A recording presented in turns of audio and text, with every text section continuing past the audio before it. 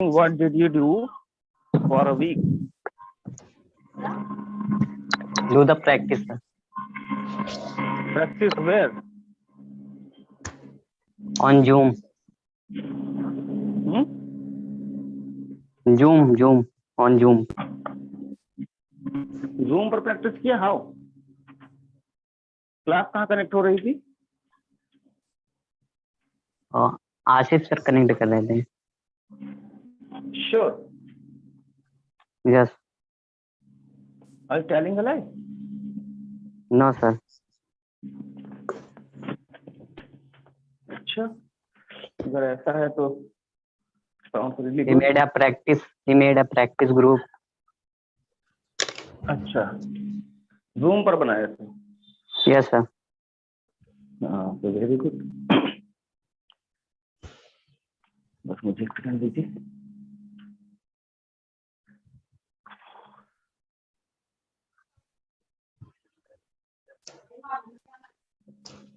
Stand लगा लूं.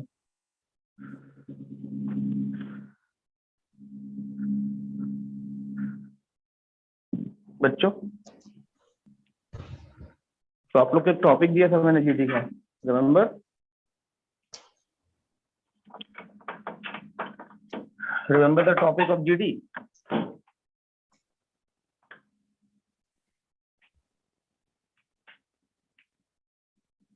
Hello, Yes, sir. GD का एक टॉपिक दिया था, रिमेम्बर है आप लोग को? जी नहीं. है जी? No, sir. किसको पता है, किसको याद है?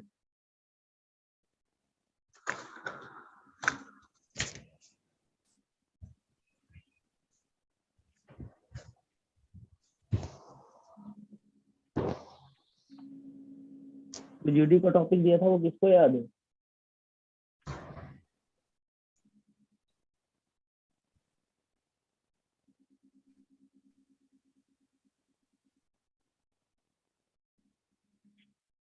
गजाला प्रवीण.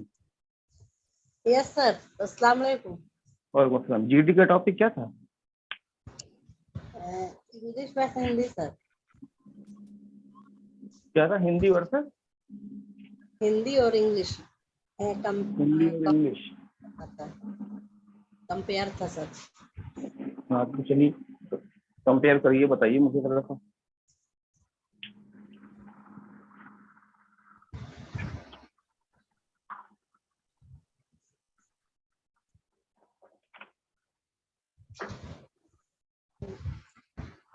सर तो 2 दिन बताइए से. Which hello which sir. Language is better? हाँ हाँ.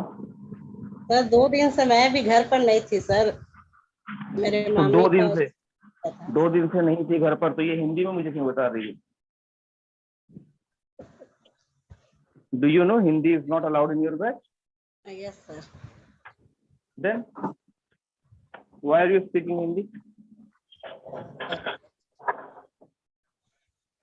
Should I give you punishment? Yes sir. अच्छा, पनिशमेंट दूं आपको? No sir. आप कह तो रही हैं सर. समय दे दीजिए सर.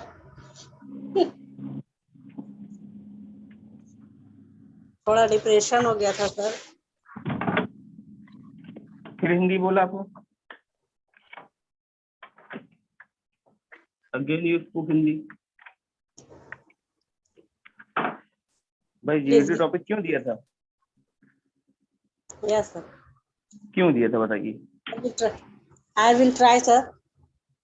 इसलिए दिया था कि आप उसकी प्रैक्टिस कर लें, अच्छे से ढंग से प्रैक्टिस कर लें, ताकि मैं उसको जो है आप लोग को उस पर बुलवा सकूं.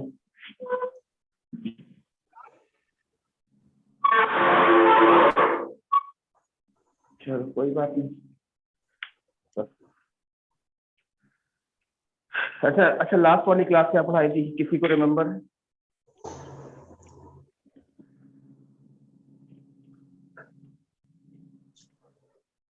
कॉपी खोल के मुझे बताना है, बताना. मुझे याद है कौन सी क्लास पढ़ाई थी, आप लोग बताइए. No action. No action. Very good.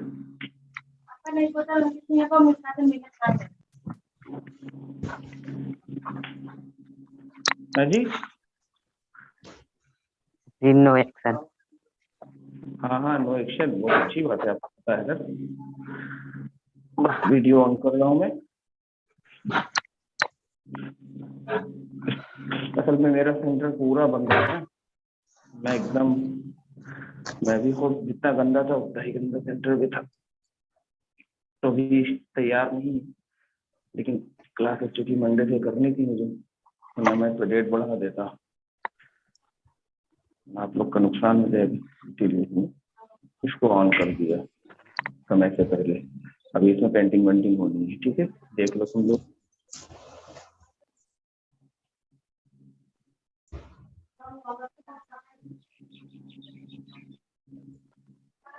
देखो, दिख रहा है सेंटर हमारा? यस सर, कैसा लग रहा है? Looking good. I think maximum work done. अभी पेंटिंग हो रही थी, अभी पेंटिंग का काम बाकी है, तो मैं जबरदस्ती उसको शुरू कर दिया हूँ आज, क्योंकि मुझे ना 2-3 और चाहिए थे, और मैं और छुट्टी दे नहीं सकता था आप लोग को। चलो फ्रंट देख लेते हैं।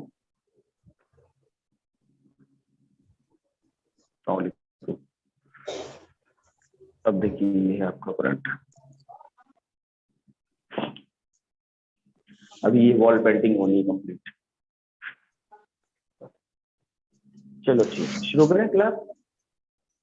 तो बुलाते हैं बच्चों को। सर आपकी चलिए हैंड रेज पेंटिंग करिए।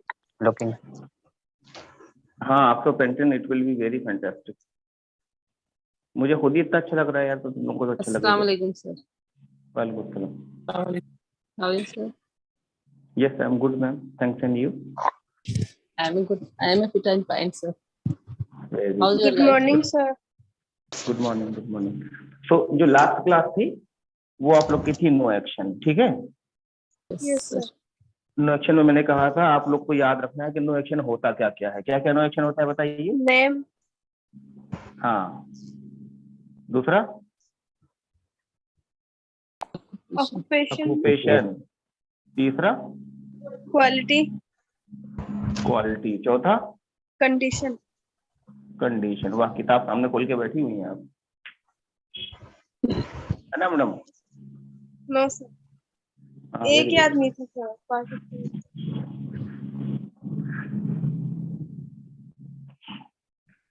बेटा इतना ज्यादा मेरा गंदा है इस समय, अभी भी बहुत गंदा है, I can not tell you. अभी आधा काम नहीं हुआ, आधा काम हुआ है। तो नो एक्शन में ये 4 चीजें, ठीक है? Name, occupation, quality, condition. Name occupation आप लोग को पढ़ा दिया था, राइट? Yes, sir. अब नेम ऑक्यूपेशन अगर आप लोग को पढ़ा दिया था तो बचा क्या? क्वालिटी और कंडीशन, ठीक? Yes, sir. इसको पूछने का जो तरीका होता है वो यही होता है, आ you, no action. No action सारा ऐसे ही पूछा जाता है, आई एम, नो एक्शन, या फिर आई एम नॉट, ठीक? और ही और शी का स्ट्रक्चर कैसे होता है? Is, He, she, no action बोलेंगे he, she, is, no action, या नहीं के सेंस में नहीं, ही, शी, इज नॉट। अच्छा, इज नॉट की शॉर्ट फॉर्म क्या पढ़े? isn't, is. वाज वर ऐसे चेंज हो जाता है, वाज वर पास्ट में बदल जाता है इसको, है ना? Were you no action, I was no action, and she was no action, ऐसे करके बात करते हैं। ये तो क्लियर है ना? Yes, sir. चलो बताइए आप लोग, are you a student? No, I'm not a student, sir. सब क्या है बताइए, बताइए। Yes, I am a student. हाँ सही है। और कौन कौन है ऑनलाइन? सब जवाब दें इस बात का। I am also student. Also student. अच्छा, स्टूडेंट की कितनी कैटेगरी पढ़ाई थी? कितने तरह के स्टूडेंट्स होते हैं? 4, 5। अरे होते कई तरह के, 3 मैंने पढ़ाई थी ना आप लोग को। There is a mentor also. Mentor student, student. People और मेंटी। mentee, स्टूडेंट की कैटेगरी पढ़ाई थी। मेंटी क्या होता है Yasmin? Nikhat Yasmin, who is I'm mentee? not- who is called mentee? Not remember, sir. You don't remember? Sounds great. Yes, sir. Yes, sir. Asif Khan, Yes, sir. Who is called mentee? Mentee is called, sir. There is a mentor teach you. Mentor teach you, and learner is mentee. ऐसा नहीं है, Yes, sir. This is not like All. That. You are mentee, sir. You are my mentee. Right. You are my mentee, I am your mentee ma'am. मेंटी का Yes. मतलब तो student ही होता है। Mentee का मतलब स्टूडेंट ही होता है, लेकिन कैटेगराइज कर दिया गया, उसको मेंटी नाम दे दिया गया है। Mentee. तो मेंटी अलग क्यों है? स्टूडेंट क्यों नहीं बोला जाता उसको? वो मेंटी क्यों कहता है? किसी को नहीं पता हो तो मैं बताऊं। Sir, can I समीरा, हाँ हाँ sure, speak in English, sir? हाँ हाँ sure, you can speak. Sir वो बिल्कुल अपनी फ्रेंड की तरह ट्रीट करता है। तो सामने वाला जो पर्सन मेंटी होता है उसको साइकोलॉजिकल पढ़ाता है और दोस्त की तरह पढ़ाता है। ये भी बात नहीं है, ये भी बात नहीं है। देखिए फिर से समझ लीजिए, mentee is the student who can give his or her life for his mentor. समझे? Yes, sir. हाँ, यानी अपनी पूरी जिंदगी दे सकता है अपने मेंटर को, यानी वो जैसे उसको पूरी जिंदगी गाइड करता रहेगा, वो पूरा जिंदगी वैसे ही चलता रहेगा। That is why I just give example of Eklavya. Yes, sir. Remember? Yes, sir. Eklavya Yes. Was a great mentee, ये मैंने लिखवाया भी था। Yes. व्हाई? बिकॉज उन्होंने, क्या नाम है उनका, Cut Dronacharya the- mentor, the great mentor, he asked about Guru Dakshina, कि I just need your अंगूठा The thumb. in Guru Dakshina. So what did he do? He just cut He and cut. gave him. So you can imagine if a student can give his thumb to his teacher, so he is not just like that student. Definitely he would be mentee. Got it? Yes, sir. Yes, sir. Okay, so देखिए बहुत ध्यान से पढ़ा करिए, ध्यान नहीं लगाते हैं आप लोग। बात करते हैं आज क्वालिटी और कंडीशन की। क्वालिटी क्या है? What is quality? अगर किसी से सवाल पूछा जाए कि भाई व्हाट इज क्वालिटी, तो क्या कहा जाएगा?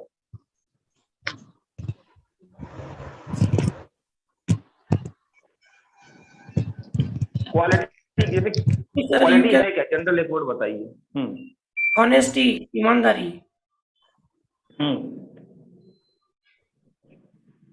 अच्छा, वेरी गुड। Honesty. मैंने एक सेंटेंस बताया था आप लोग को, क्वालिटी क्या है? Speciality of people is called quality. याद है? Patience. भाई एक दिन जब क्लास हुई थी, जब मैंने पढ़ाया था, लेकिन वैसे बोर्ड पे नहीं पढ़ाया था, लिख कर पढ़ाया था, आप लोग को याद है?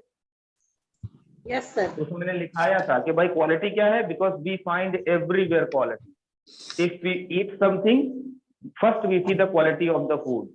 We go to buy the T shirt, so we see the quality of the fabric. So everywhere we find quality. So यहाँ क्वालिटी जो बात हो रही है, ये कौन सी क्वालिटी है? This is the quality of people. ये लोगों की खासियत की बात हो रही है। एंड लोगों की खासियत अच्छी और बुरी दोनों होती है। If someone who is good, it is his main quality, and someone is bad, so that is his quality. तो दोनों क्वालिटी होती है, और उसमें बहुत सारी मीनिंग्स मैंने आप लोग को बताई थी। रिमेम्बर? लिखा था आप लोगों ने, बनाया था उसको? Yes. बोलिए बेटा। Yes, sir, we did.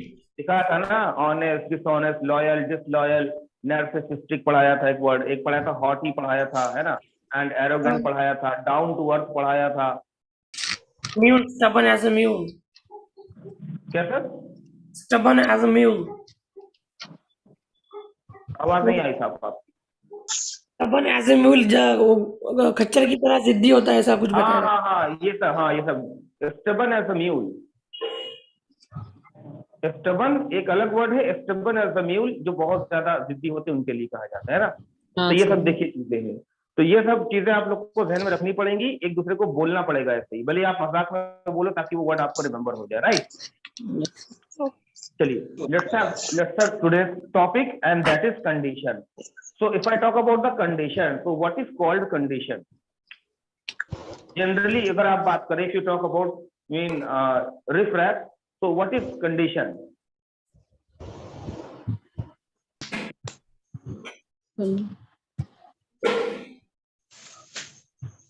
Condition किसे बोलते हैं?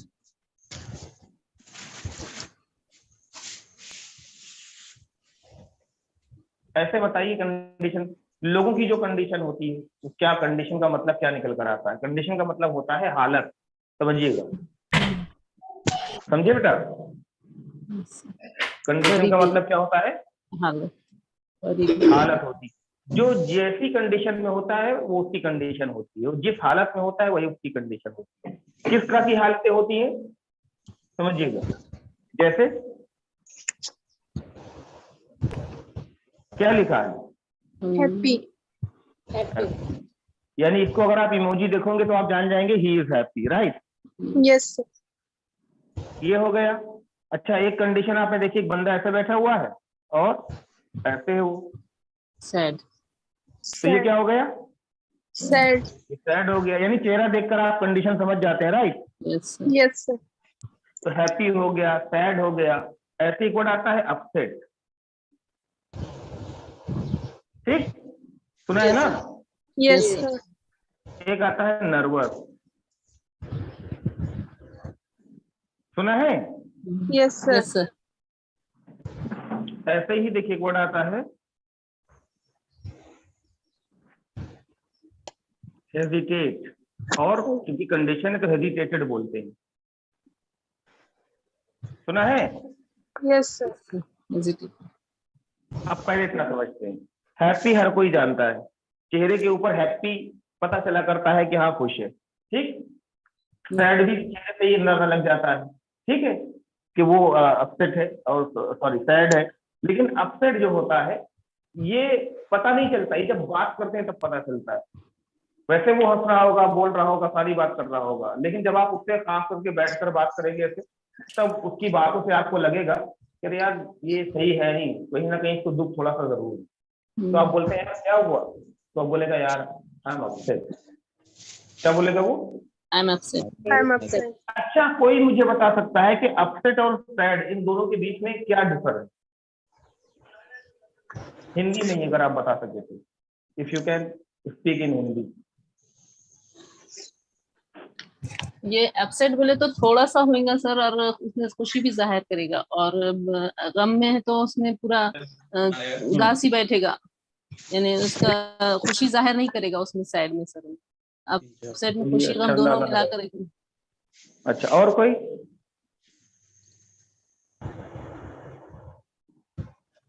और बताओ आसिफ, मेरे महबूब कहाँ हो तुम? Yes sir. बताओ। सर अपसेट मीन्स दुखी होगा सर। नहीं, दुखी तो होगा, लेकिन ये शो ऑफ नहीं होता है दुख।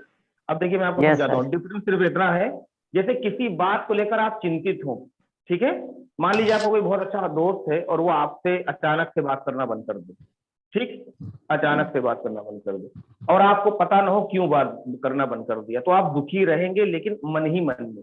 तो मन ही मन में जो दुख रहता है ना, वो अपसेटनेस कहलाता है। हाँ, वो लोग शो नहीं करते हैं। लेकिन जब आपको क्लियर हो जाए कि हाँ सच में वो आपसे बात नहीं करना चाहता, पक्की हो गई बात, तो आप हो जाते हैं सैड। बस इतना फर्क होता है। यानी पर्टिकुलर किसी चीज को सोचना, किसी बात को लेकर दिमाग में चलना, भले ही उसके बारे में चीजें क्लियर ना हो आपको, अपसेट करना। हाँ हाँ हाँ हाँ हाँ, तो आप भी अपसेट रहता है कि यार क्या हुआ, आखिर क्यों बात नहीं किया उसने, है ना, क्यों ऐसे उसने मैसेज किया। लेकिन जब ये बात वो क्लियर कर देता है कि अरे यार नहीं, मजाक कर रहा था, तो मैं ऐसे ही बोला था, तुरंत आपकी कंडीशन बदल जाती है, आप हैप्पी। लेकिन अगर उसने ये बोल दिया कि नहीं सही कहा था, आज के बाद बात मत करना, तो आप हो जाते हैं ऊपर से भी सैड, दिख जाता है, ठीक है। Yes sir. अच्छा, इन दोनों का कनेक्शन साथ में ही होता है। लोग पहले अपसेट होते हैं फिर सैड हो जाते हैं, डायरेक्ट कोई किसी के मुंह पे किसी को कुछ बोल दे तो वो सीधा सीधा सैड हो जाता है। अच्छा, नर्वस और हेजिटेटेड, क्या इन दोनों का फर्क पता है आपको?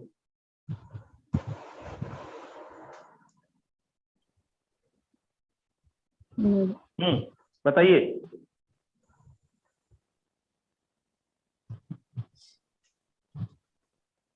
नर्वस और हेजिटेटेड। फेल हो जाना सबसे बड़ी बात सर, नर्वस हो जाता है सब इसमें। और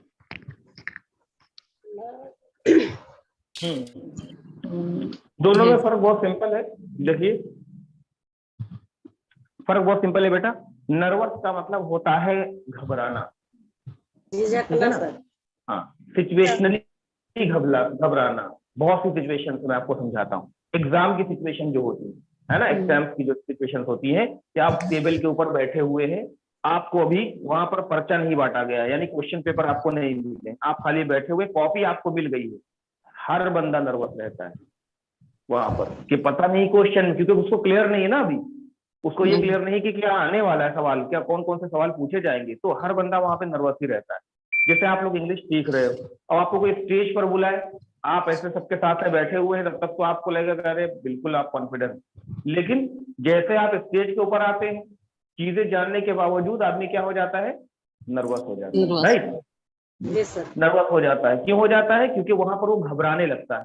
जैसे ही देखिए घबराहट आएगी, आदमी नर्वस हो जाएगा, किसी भी सिचुएशन में हो। एक तो ये सिचुएशन बताया, आप सब अच्छे से वाकिफ होंगे।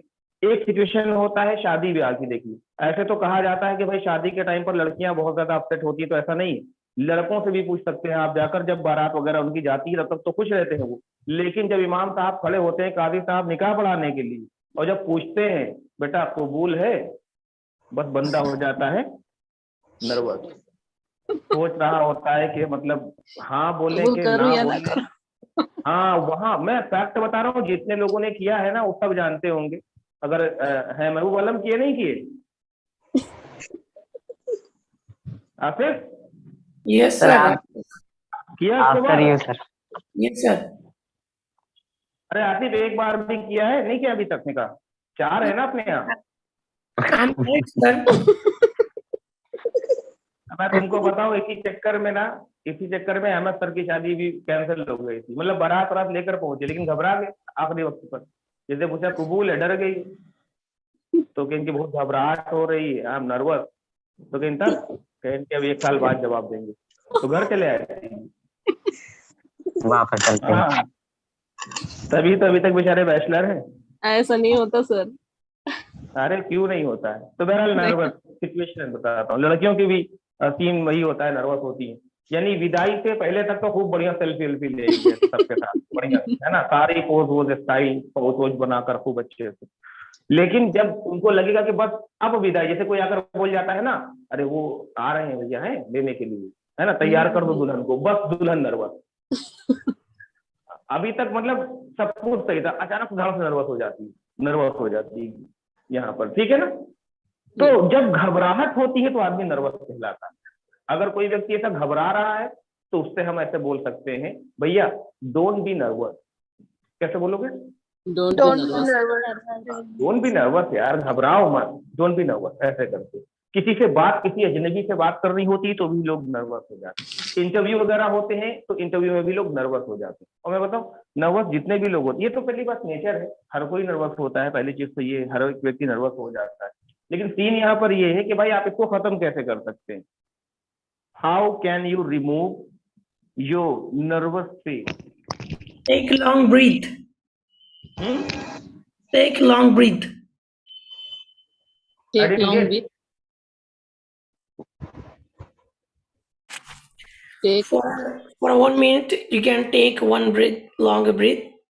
ब्रेक। अच्छा, take one break for a while.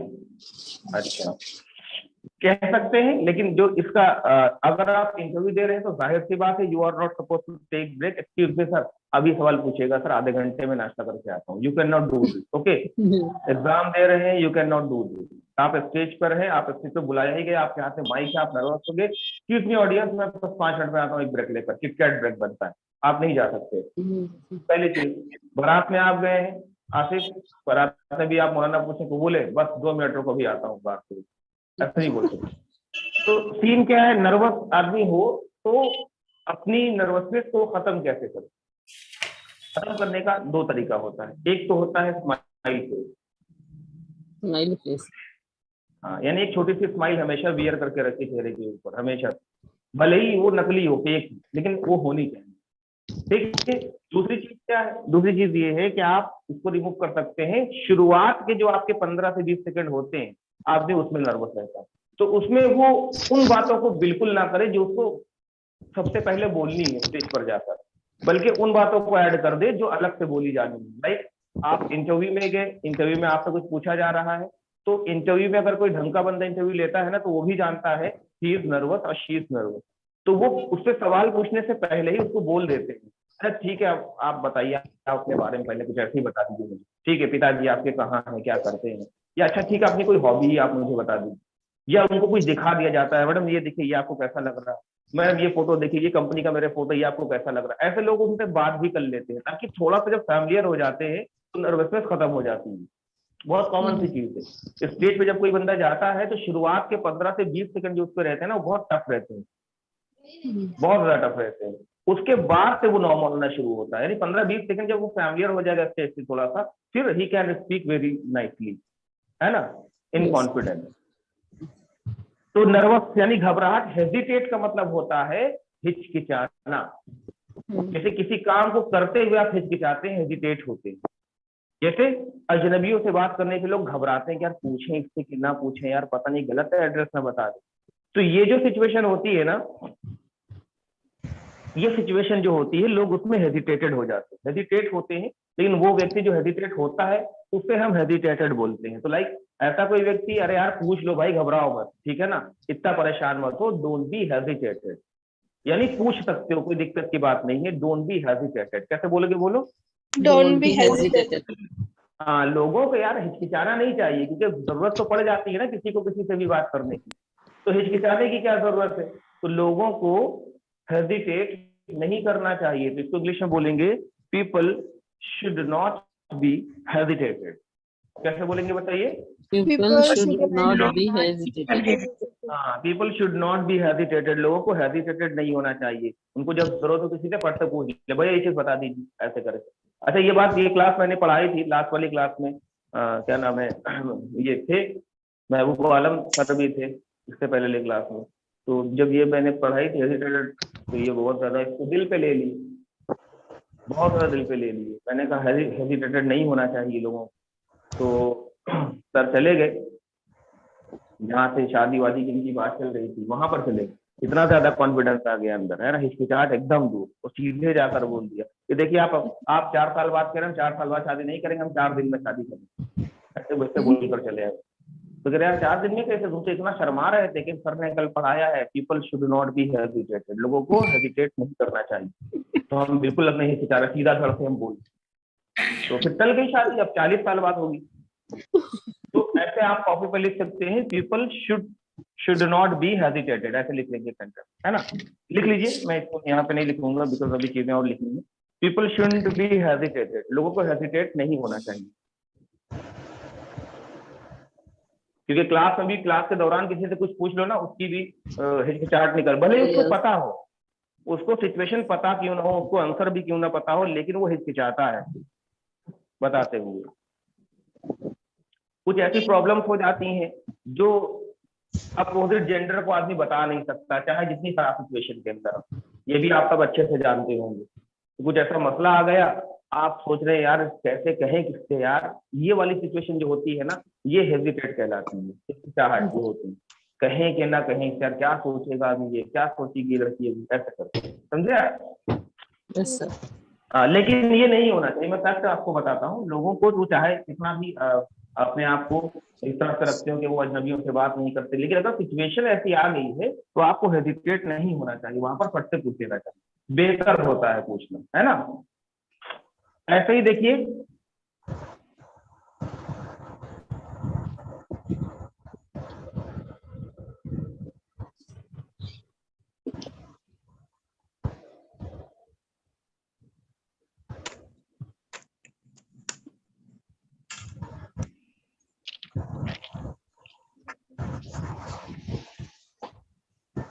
कौन है? Angry. हैं? angry. दिख गया ना? Yes. Yes, sir. एंग्री, ऐसा व्यक्ति जिसके चेहरे पर ही गुस्सा हो वो एंग्री कहलाता है।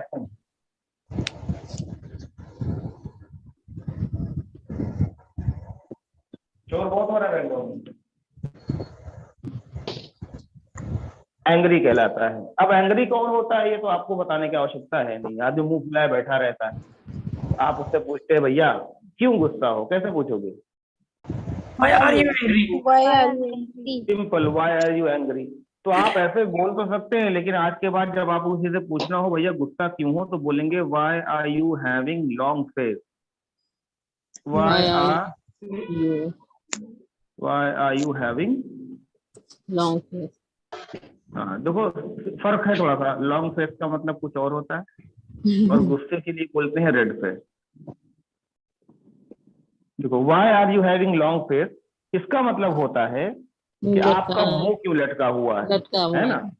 हाँ, मुंह का है लटकाए हो भाई, why are you having long face. गुस्सा क्यों हो, why are you having red face, ऐसे बोलते हैं। समझे आप?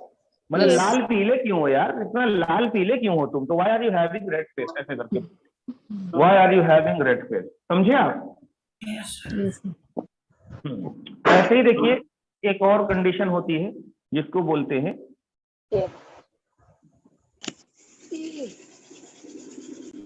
सरप्राइज्ड, एक होती है शॉक्ड। सरप्राइज्ड का मतलब भी हैरान हो जाना, शॉक्ड का मतलब भी हैरान हो जाना। लेकिन क्या फर्क बता सकते हैं इसमें?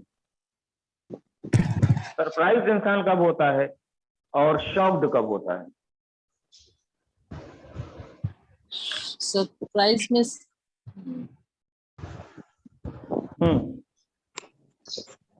कुछ खुशी की एकदम चीज दिख गई सर तो सरप्राइज हो जाता है, और शॉक ये गम में एकदम शॉक लग जाता है कि क्या हो गया। अच्छा, वेरी गुड। यानी आप कह सकते हैं नेगेटिव और पॉजिटिव सेंस होता है, yes right? Sir, yes sir, yes sir. हाँ, यानी सरप्राइज Positive. वो हैरानी होती है जो खुशी में होती है, शॉक्ड वो Yes. होती है जो शॉक एकदम परेशानी का सेंस देती है, परेशानी। ठीक है नहीं? यस उसमें आपको लगता है कोई मुसीबत आने वाली, शॉक्ड हो जाते हैं। एक जगह सही है ये बात आपकी, लेकिन कंप्लीटली सही नहीं। ठीक, शॉक्ड भी पॉजिटिव वे में बोला जाता है।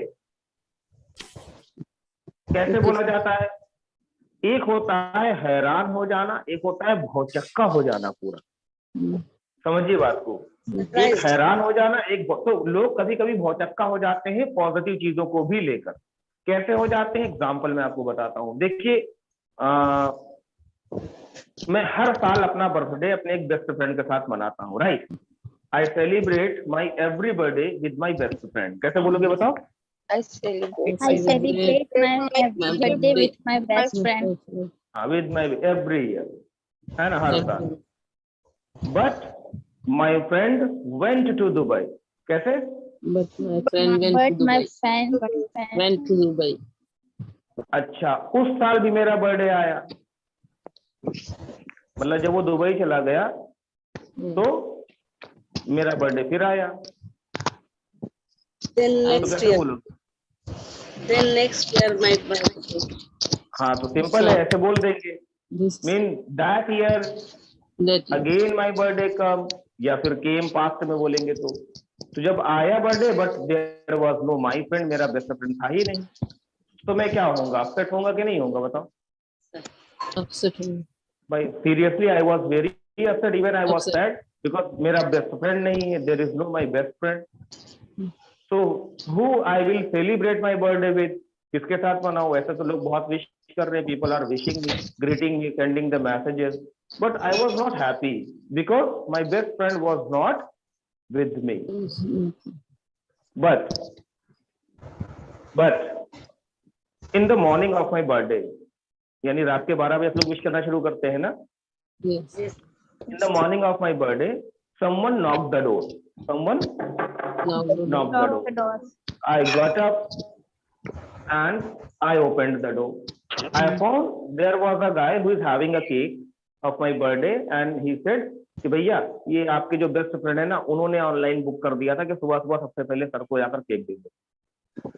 अब देखो वो दुबई में बैठा है, लेकिन उसने सबसे पहले सुबह मुझे यहाँ पर अपना जो है बर्थडे केक मेरा भेजा दिया। तो ये क्या है मेरे लिए, मैं हो जाऊंगा सरप्राइज। सरप्राइज। नहीं होगा, सरप्राइज हो जाऊंगा ना कि अरे यार उसको इतना ख्याल है, यानी मैं फिर से हैप्पी हो गया, यार उसने केक यहाँ भिजवा दिया, सरप्राइज हो गया। लेकिन सेम सिचुएशन हो, ये जो मैंने आपको बताई है, ये सेम सिचुएशन हो, मैं तो जाऊं, सुबह उठूं, कोई दरवाजे पर नॉक करे and I opened the door, दरवाजा मैंने खोला, शॉक हो जाएंगे।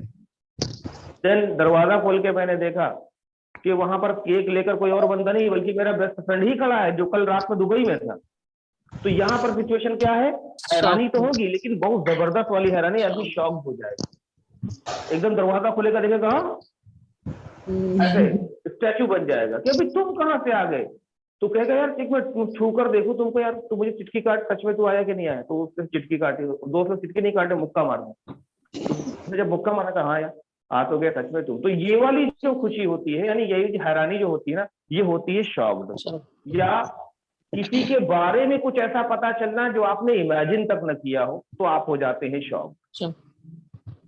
समझे ना? हाँ कि मैं शॉक्ड हूँ यार, अभी उसने ऐसा किया यार, आई एम शॉक्ड, ऐसे बोलते हैं। क्या बोलते हैं बताओ? I am shocked. हाँ आई एम शॉक्ड। जैसे आप लोग सरप्राइज कैसे होंगे, मैं कहूँगा, मैं तो अहमद सर के बारे में वैसे ही बोलता रहता हूँ, शादी नहीं किया, शादी नहीं किया, 4 शादियां हो गई हैं इनकी। तो ये बात सुनकर क्या हो जाएंगे आप? सरप्राइज। शॉक्ड हो जाएंगे, अरे मैं तो सरप्राइज हो जाऊंगा। हाँ, खुशी वाला, अच्छा वाला, 4 वैकेंसी फुल। नो सर, होती शॉक्ड हो जाएंगे सर। हाँ आप हो जाइए शॉक्ड, हम थोड़ी ना होंगे। आपको तो अभी सरप्राइज आप हो रहा है ना नहीं हम तो सर, सरप्राइज नहीं, हम सरप्राइज दिए होंगे कि 4 फुल वैकेंसी फुल। एक शादी ठीक है सर, बाकी शादी है तो शॉक्ड होने वाली बात। तो शॉक्ड होंगे ना, जो उनकी पहली वाली वाइफ है ना, उनसे उनके लिए शॉक्ड होंगे, हम थोड़ी ना होंगे। यस। हमको तो पुलाव से मतलब है ना, जितनी शादियां करेंगे उतनी बार पुलाव बिरयानी मिलनी। अच्छा बहरहाल ये हो गया। ऐसे ही देखिए कुछ और कंडीशंस होती हैं, वो क्या होती है, एक होती है इंसान का आप कह सकते हैं थक जाना, है ना। तो थक जाना सिंपल क्या कहलाता है? Tired, tired sir. है ना, टायर्ड कहलाता है। लेकिन देखिए 3 तरह के थकावटें और भी तरह की होती है, जैसे टायर्ड हो गया, एक हो गया आपका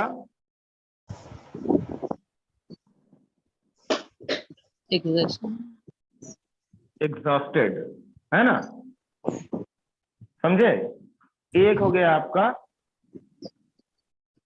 ड्रेन्ड, ऐसे और भी होते हैं लेकिन इनको हम समझेंगे। टायर्ड, एग्जॉस्टेड और ड्रेन्ड, यानी थका हुआ। कौन होता है भाई टायर्ड कौन, एग्जॉस्टेड कौन, ड्रेन्ड कौन? समझ लीजिए, बहुत इजी है समझना।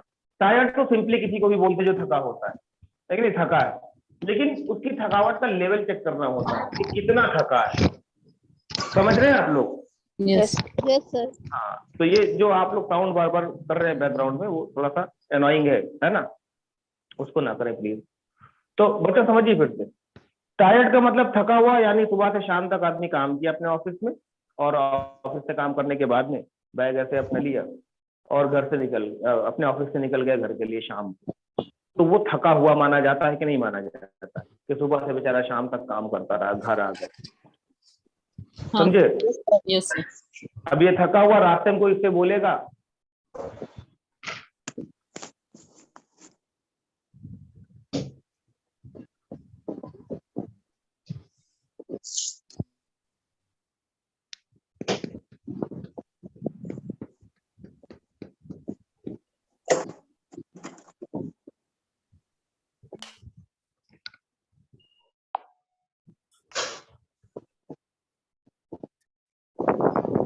तो कोई रास्ते में उस बंदे से अगर पूछे कि अरे सर कहाँ, कैसे, कहाँ जा रहे हैं, आई चाय पी लीजिए, तो थका रहेगा तो रुकेगा चाय पीने के लिए? अरे यार नहीं यार भैया थका हुआ हूँ, मैं घर जा रहा हूँ, सीधा वो सीधा अपने घर चला जाएगा, राइट। घर पर जाएगा, दरवाजा नॉक करेगा, ऐसे जल्दी खोले यार, थके हुए, इतना परेशान, बाहर खड़ा। फिर लोग दरवाजा खोलेंगे, अंदर जाएगा, फट से बैग उतार के रखता है, मुंह के ऊपर पानी मारेगा, सीधा सोफे पर ऐसे बैठ जाएगा और आंख बंद कर लेगा। यानी थकावट है इसको। आधे एक घंटे के बाद में चाय वाय बना के लाएंगी मम्मी हो या शादीशुदा हो, शराब की तरह 4-4 बीवियां हो, तो वो 4-4 कप शादी के बाद ऐसे आ जाएंगे सामने पीने के लिए। तो उसने उठाया कप, पी भी लिया, फिर आराम करने लगा। उसके फ्रेंड ने फोन कर दिया, यार आधे घंटे में तैयार हो जाओ यार, चलो घूमने चलते हैं यार, मूवी बहुत जबरदस्त लगी यार, नाइट शो देख यार, बहुत थका हूँ यार, आई एम वेरी टायर्ड। कैसे बोलेगा बताओ? I am very I'm very tired. अरे यार डोंट वरी यार, टायर्ड वायर्ड मुझे सब पता है, मैंने टिकट बुक कर ली है, समझे ना, बालकनी की मैंने टिकट बुक कर ली है, और डिनर भी ना मेरी तरफ से रहेगा, तो थकावट गायब। वही नहीं होगी? सच बता, सच टिकट भी बुक कर ली। अच्छा बिरयानी भी मेरे को कहा रहा भाई भाई, मम्मी टी शर्ट लो, फर्स्ट चेंज किया कि बेटा अभी तो तुम बड़े थके थे, कहीं अरे ऑफर मिल गया, जब ऑफर मिल गया थकावट गायब। सेम सिचुएशन होती है एक दुकानदार की। देखिए, एक दुकानदार दुकान को रात में बंद करके घर आ जाता है, घर पे हाथ धुलकर खाना खाने बैठा, फोन आ जाता है, उठाएगा, जी कौन? कि भैया आपने दुकान बंद कर दी? कि हाँ भाई दुकान बंद कर दी, कल सामान आपको मिलेगा। कि अरे भैया हमको अर्जेंट चाहिए, हमको ज्यादा सामान चाहिए। अच्छा कितना सामान चाहिए? अरे लगभग 1 लाख रुपए। 1 लाख? 1 मिनट रुकिए, बस 5 मिनट पहुंचेगा, 5 मिनट में। करेगा कि नहीं करेगा? खाना नहीं खाऊंगा, पहले कस्टमर आया, वो 1 लाख रुपए सामान खरीदेगा, वापस दुकान भाग जाएगा, दुकान खोलकर सामान देगा, क्योंकि थकावट गायब। देखिए, जैसे ही प्रॉफिट की बात होती है, जैसे ही नफे की बात होती है, या कोई ऐसा एडवांटेज होता है आपके लिए, तो आप अगर टायर्ड है ना, तो आप भूल जाते हैं कि आप टायर्ड है। सिंपल सी बात मैं आपको बता रहा हूँ। वो व्यक्ति कहलाता है टायर्ड, जो ऐसी सिचुएशन में चलता हो कि थका तो हो, लेकिन अगर ऑफर दिया जाए तो वो भूल जाए कि मैं थका हुआ हूँ। राइट? यस यानी शारीरिक रूप से थक जाना, वो कहलाता है टायर्ड। लेकिन एग्जॉस्टेड किसको बोलते हैं समझिएगा? एग्जॉस्टेड बोलते हैं उस व्यक्ति को, हाँ, एग्जॉस्टेड बोलते हैं उस व्यक्ति को जो थका नहीं बल्कि थककर चूर हो जाता है। 2 चीजें होती है ना, थक जाना, थककर चूर हो जाना। यानी देखिए, सेम उसी व्यक्ति की बात बता रहे हैं जो अपने ऑफिस से निकला था। भाई 6 बजे ऑफिस बंद होता है ना, लेकिन उसके बॉस ने कहा कि नहीं आज ओवर टाइम करना है यार, बहुत जरूरी काम आ गया, इसको निपटा कर तुमको जाना। उसने कहा बॉस जाने दीजिए, बॉस 9 बजे सुबह आया था ऑफिस, 6 बज गया। नहीं यार काम नहीं करोगे यार, जॉब कर रहे हो, तुमको ये निपटा दो, बस जाओ, ये 20 फाइलें अपनी कर दो कंप्लीट। 20 फाइलें दे गया बंदा, 10 बज गई रात, 6 बजे से 10 नहीं, 4 घंटे एक्स्ट्रा ओवर टाइम उसने किया। अब इसकी हालत क्या है? ये खाली थका हुआ माना जाएगा? ये एग्जॉस्टेड माना जाएगा, ये एग्जॉस्टेड माना जाएगा। अब ये व्यक्ति जो है एग्जॉस्टेड है, ये बैग लिया इसने, घर जा रहा है बेचारा, रास्ते में कोई कह रहा अरे आओ चाय पी लो, चाय, तो रुकेगा चाय पीने के लिए? नहीं सर। क्या बोलेगा? सीधा सीधा ये बोलेगा कि भाई शब्द नहीं निकल नहीं रहे मुंह से, बात समझिएगा बात को। ये सिचुएशन, ये घर जाएगा, नॉक करेगा ऐसे करके, और नॉक करने का जो तरीका होगा वो यही होगा कि नॉक ऐसे करेगा, लेकिन बैडली करेगा, ऐसे नहीं। ऐसे तो थके हुए लोग करते हैं, जिनका मूड खराब होता है ना, 4 घंटा ओवर टाइम कर आए, वो ऐसे पूरे पंजे से भाग करके पीट देंगे दरवाजा, जान जाएंगे भैया आ गया। अब दरवाजा जैसे खोला, तुरंत गया, बैग वैग इधर उधर से फेंका, और जाकर सीधा लेट गया जाकर कि अभी थोड़ी देर उठेंगे तब मुंह धुल लिया जाएगा। अच्छा, इसके फ्रेंड ने भी फोन कर दिया। क्या फोन कर दिया? कि आओ यार, आओ चलो शॉपिंग करने चलते हैं, आओ घूमने चलते हैं यार, खाना मैंने खा लिया, तो टहलने चलते हैं। जाएगा? No, sir. नहीं। फोन रिसीव करेगा, हाँ अरे भाई सॉरी यार, अरे बहुत थका हूँ यार, थक कर चूर हो गया हूँ, आई एम एग्जॉस्टेड। कैसे बोलते बताओ? I am exhausted. I am exhausted. हाँ ऐसे बोलेगा उसको, क्या एग्जॉस्टेड यार, आई can not go with you, हाँ प्लीज यार फोन मत करना, थोड़ी आराम कर लीजिए, ऐसे बोलेगा उसको। ठीक, रख दिया फोन इसमें। ये कौन हो गया? ये वो व्यक्ति जो एग्जॉस्टेड है ना? यस।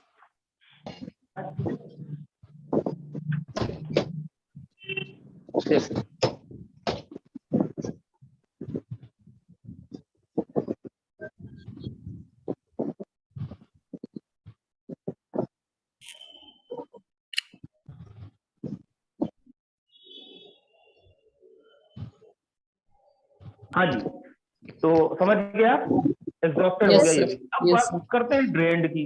या ड्रेन्ड कौन होता है? ड्रेन्ड हम किसको बोलते हैं? देखिए, वो व्यक्ति जो शारीरिक और मानसिक दोनों रूप से थक कर चूर हो जाए, वो ड्रेन्ड कहलाता है। यानी शरीर में काम करने की ताकत ना बचे, दिमाग में सोचने की ताकत ना बचे, अगर इतना कोई थका हुआ है तो वो ड्रेन्ड कहलाता है। इसी व्यक्ति का एग्जांपल फिर से देते हैं कि बॉस ने ओवर टाइम करा लिया, ठीक। अब ये ओवर टाइम करके बेचारा 10 बजे घर पहुंचा। अब घर ये जब पहुंचता है तो पता क्या चलता है कि यहाँ कोई रिश्तेदार, कोई फैमिली वाले जो बहुत साल से नहीं आए थे, उनके घर में आए हुए। अब वो कह रहे हैं कि भैया बस हमको कुछ ना करो, बस हमारी मिली नहीं, हमको वहां छोड़ दो, पास के गांव में ले जाकर। अब कहेगा यार बताओ, 10 बजे मैं खुद ही थका बांधा आया हूँ, थक कर चूर हो गया हूँ, एग्जॉस्टेड हो गया हूँ, इसको कहाँ लेकर जाऊँ। लेकिन अब भाई इतने साल बाद कोई रिश्तेदार आए हैं, मना भी नहीं कर सकते, और वो रिश्तेदार ससुराल की तरफ से हो तो बिल्कुल नहीं मना कर सकते, क्योंकि होम मिनिस्टर घर पे उनका हुक्म होता है।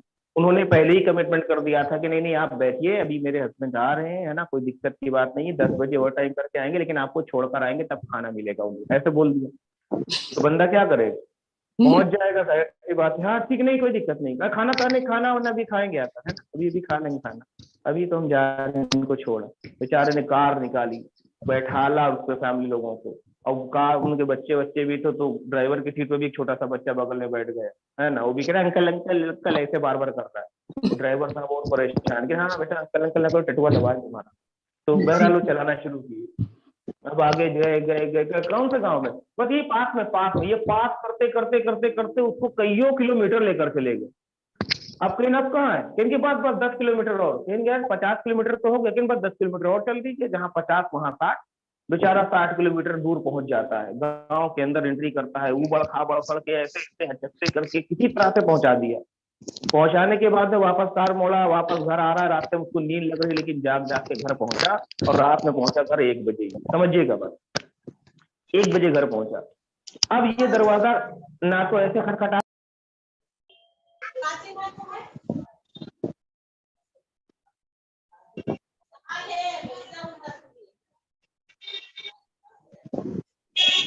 बुशरा सैयद, हमारे यहाँ से कोई आवाज नहीं है, आवाज कैसे हो गई?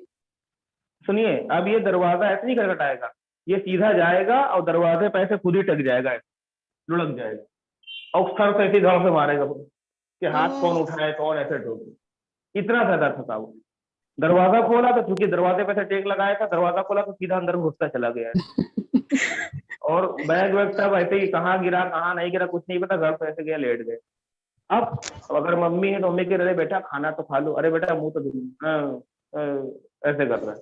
वाइफ है तो अब तुम तो बोलबे न करो, वाइफ है तो तुम्हारी वजह से वो दे दो, बात ही नहीं करेगा। अच्छा इसका भी फोन आ गया, देखिए फ्रेंड ने इसको भी फोन कर दिया, तो ये फोन उठाएगा भी नहीं, खाली फोन ऐसे देखेगा ऐसे, और ऐसे बटन दबाकर काट देगा, बटन दबाकर स्विच ऑफ कर देगा, किसने फोन किया क्या किया मुझे कोई मतलब नहीं, पता चले कोई और कोई काम बता दे। इतना ज्यादा थक जाना कहलाता है ड्रेन।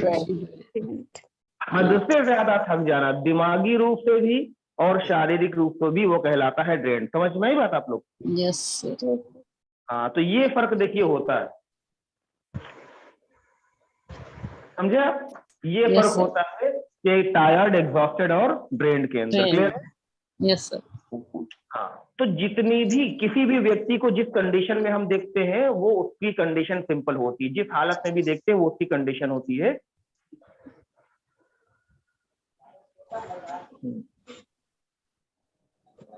तो उसको मैं आपको बता दूं, सिंपल सा तरीका क्या है, आप बोलने का तरीका ये है, ठीक है? परेशान हो क्या यार, are you upset? Yes I am upset यार। वो क्यों परेशान है? इज ही अपसेट या he is not upset? Simple ऐसे बात करते। क्लियर है? Yes sir. चलिए, अगर आपको मुझसे अपना सर ये बताइए, आप गुस्सा है क्या? कैसे बोलेंगे? Are you angry? Are you angry? अगर ये पूछना हो कि आप मुझसे गुस्सा है तो कैसे बोलेंगे? Are you angry you? Are you angry me? हाँ, अब यहाँ पर देखिए, जब बोलना होता है, क्या आप मुझसे गुस्सा है, क्या वो उससे गुस्सा है, या आपको कहना होता है मैं तुमसे गुस्सा हूं, ठीक? तो यहाँ पर 2 तरीके होते हैं बोलने के। एक तो तरीका ये है, आप ऐसे बोलिए, I am angry with you, ठीक? I am angry with you. इसका सीन ये होता है कि आपके बिहेवियर से, आपकी बातों से मैं नाराज हूं, ठीक? बताते हैं। एक तरीका होता है I am angry at you, यानी मैं तुम पर गुस्सा हूं, समझे ना? तुम पर गुस्सा हूँ। अब क्या सिचुएशन, क्या बात ये नहीं पता, लेकिन किसी की बातों से गुस्सा हो जाना वो कहलाता है I am angry with you. लेकिन दोनों को बोला जा सकता है एक ही सिचुएशन के अंदर। ठीक, आमिर सर ने लिखकर भेजा है I am angry to you. To you असल में ये बोलने के सेंस में तो स्पीकिंग में चल जाएगा है, लेकिन ये करेक्ट सेंटेंस नहीं होता है। इसको आप बोल तो सकते हैं क्योंकि लोग समझ जाएंगे क्या आप बोल रहे हैं, लेकिन बोलने के लिए सही वर्ड जो है वो इस्तेमाल होता है विद और एट, एंग्री के साथ में, है ना। आई एम एंग्री एट यू, तुम पर गुस्सा हूं मैं, ऐसे लोग बोलते हैं। आई एम एंग्री विद यू, यार मैं तुमसे बात नहीं करूंगा, गुस्सा हूं तुमसे। ऑन आप भी ऐसे बोल भी सकते हैं, तुम मुझसे क्यों गुस्सा हो यार, why are you angry with me, या why are you angry at me, मुझ पर क्यों गुस्सा हो तुम। हाँ, क्या पूछ रहे हो आप? ऑन भी लगता है क्या सर? है?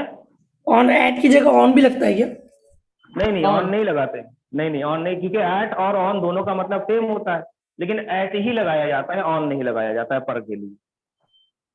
Okay sir. हाँ, क्योंकि ऑन और एट का फर्क तो पता है ना आपको।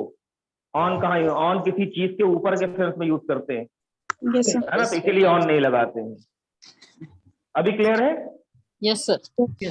हाँ, ऐसे देखिए ये कुछ कंडीशन है, ऐसे बहुत सारी कंडीशंस होती हैं लोगों की जिनके बारे में आप बात कर सकते हैं। ठीक, किसी का परेशान होना, उदास होना, या एक बहुत कॉमन सी चीज होती है लोगों को कभी कभी चक्कर आता है। क्या आता है बेटा?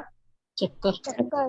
चक्कर, यानी कंडीशन ही तो बदलती है ना यस भाई। चक्कर आता है तभी तो लोग, कंडीशन ही तो चेंज हो जाता है। आराम से बैठे हुए हैं लेकिन खड़े हुए ऐसे, खड़े होने के बाद में ऐसे कह रहे हैं अब ये चक्कर आ रहा है यार, चक्कर, तो तुरंत बेचारे ऐसे से देखकर बैठ जाते हैं।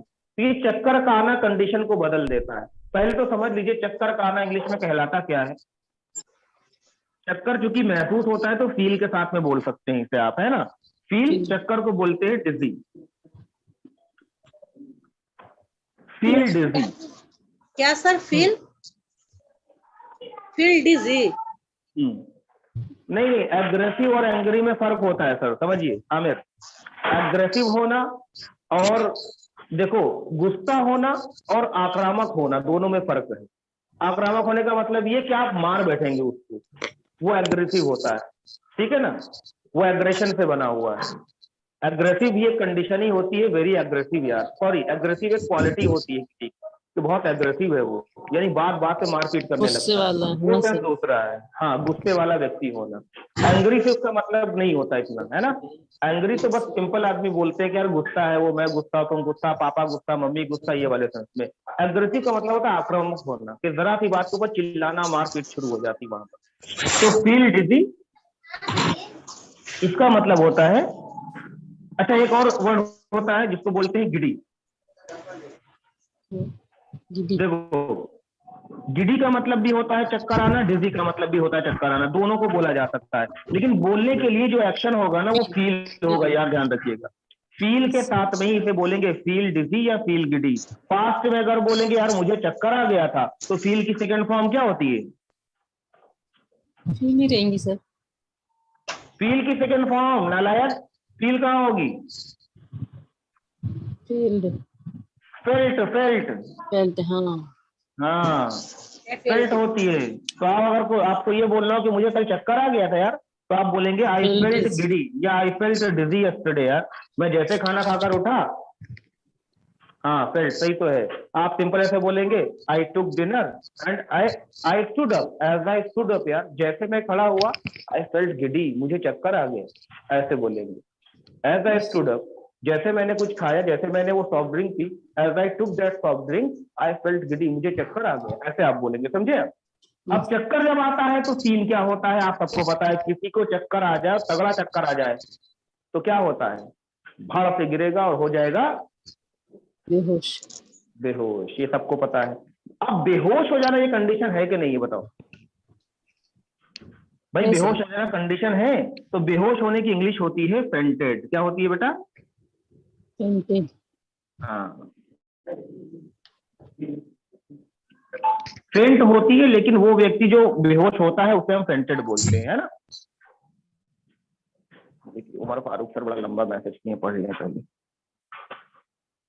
आक्रामक का मतलब चोट पहुंचाने का उद्देश्य, अगर फाइट हुई तो वो हिंसा हो जाएगी। जी सर, सर वही तो। ये क्या है? मायर्स 1988। अच्छा, तुम गूगल करके ला कर दे दिए क्या? तो यही तो मैंने अभी बताया था तुमको, है ना। आक्रामक होता है यानी एग्रेसिव का मतलब मारपीट, लड़ाई झगड़ा, वही चीज होती है। एंग्री होने का एक स्टेज हो तो मैं बता चुका हूँ आमिर आपको, है ना? ठीक है। यस हाँ, माइक को ऑन करके बोल दिया करो, क्योंकि मैसेज पढ़ने के लिए मुझे टच करना पड़ता है फोन, है ना? माइक को ऑन किया करो, फट से बोल दिया करो, या तुम हैंड रेस करो, मैं तुम्हें ले लूँ कॉल पर। आमिर हैंड रेस कर सकते हो।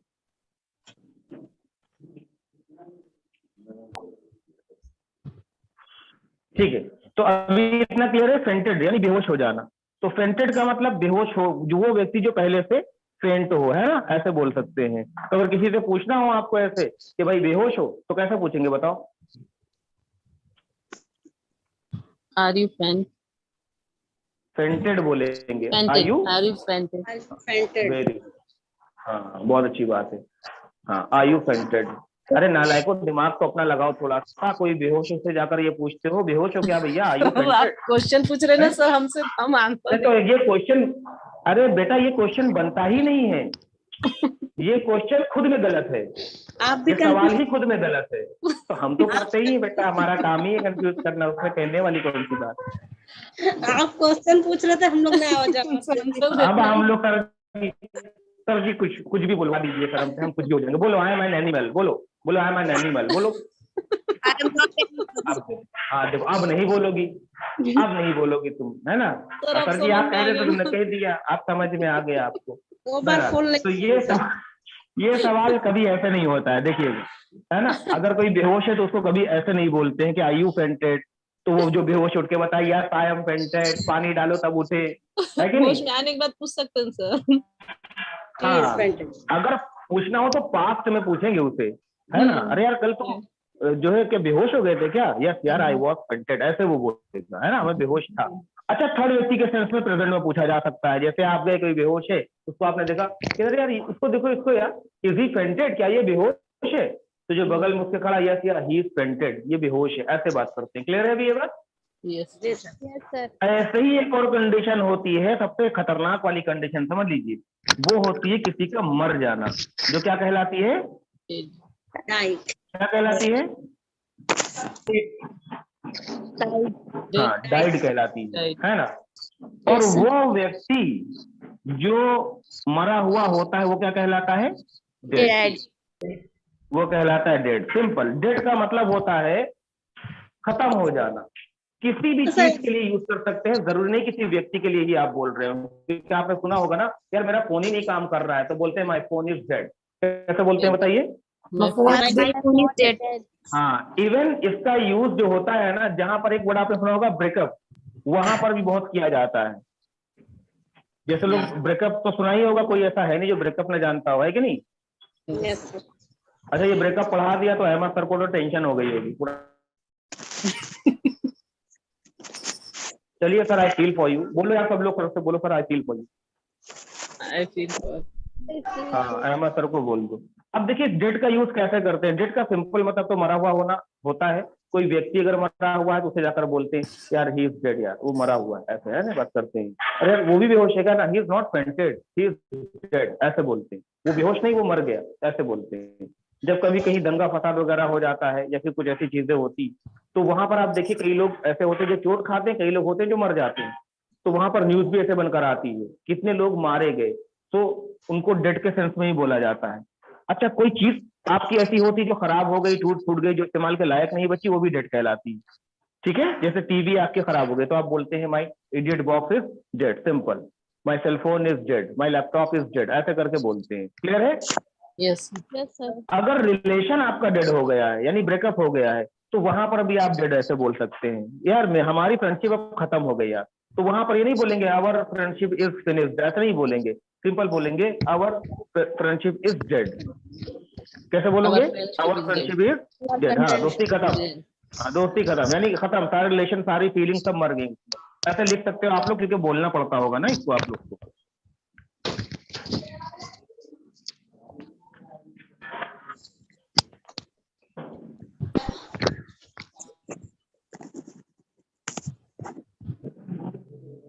क्लियर है? People are dead in Afghanistan. क्या? 15,000 people are dead in Afghanistan. यार तुम पता नहीं कैसे बोलते हो आसिफ, मुझे ना वो क्लियर नहीं हो, तुम्हारी आवाज सुनाई नहीं देती ढंग से। क्या किसी को समझ में आया सर ने क्या कहा? No sir. बताइए मुझे। 1500 1500 are dead. people are dead in Afghanistan.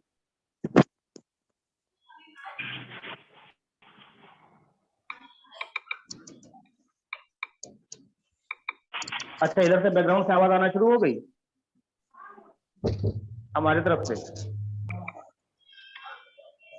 अरे इधर से आवाज आ रही कुछ आप लोग के? एनॉइंग साउंड कुछ नहीं आ सर, रहा है? नहीं सर, नो सर, आ रहा होगा ना, डोर लग रहा है, दरवाजा लगाने आ रहा है हल्का हल्का। वो। तो चलिए आसिफ मुझे व्हाट्सअप करिएगा, ठीक, मुझे व्हाट्सअप करिएगा, क्योंकि मैं सच में बिल्कुल नहीं समझ पाया, क्योंकि यहाँ दरवाजे वाले भैया आ गए कटिंग करने के लिए, तो वो एल्युमिनियम डोर जो होते नहीं है उसको बनाने। तो अभी आप इसका स्क्रीनशॉट मैं आपको भेजता हूँ ग्रुप के अंदर, इसका आप होमवर्क तैयार करिए, ठीक, और जो Yes, पूछना sir. है व्हाट्सअप करके पूछिए। हाँ, क्लास आपकी कल से अपने ही टाइम पर होगी 8 बजे से ही, ठीक है? Okay sir. Okay sir. 1500 people, हाँ हाँ एकदम सही। नहीं ये पास्ट में है, ये वर लगाकर बोलेंगे, आर की जगह पर वर लगा दें, बस ठीक, बस सेंटेंस आपका एकदम सही है, पैसिव वॉइस का सेंटेंस है ना ये। 1500 पीपल वर, ऐसे बोलते हैं। सर हाँ मरे हुए पर एक्सपायर भी यूज करते हैं ना सर, कि एक्सपायर कर गए नहीं माय नहीं फादर। नहीं नहीं नहीं नहीं नहीं, मरे हुए के लिए तो डेड ही यूज होता है, लेकिन जब कोई ऐसा व्यक्ति होता है जिसके बारे में कहता है दुनिया से चले गए, तो सेंस जी। बदलकर बोलना पड़ता है। हाँ थैंक यू सर। बहरहाल, हाँ क्या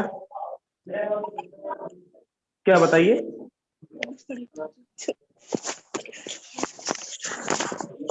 ओके। हंसी लो, हंस लो, तुम हंस लो पहले तब बोलो, जो बोल भी नहीं रही है। चलो कोई बात नहीं, मुझे व्हाट्सएप पे बताइएगा जो मसला होगा, ठीक। Okay sir, thank you sir. हाँ कुछ पूछना होगा तो पूछिएगा, चलिए मिलते हैं कल, अस्सलाम वालेकुम। अस्सलाम वालेकुम सर।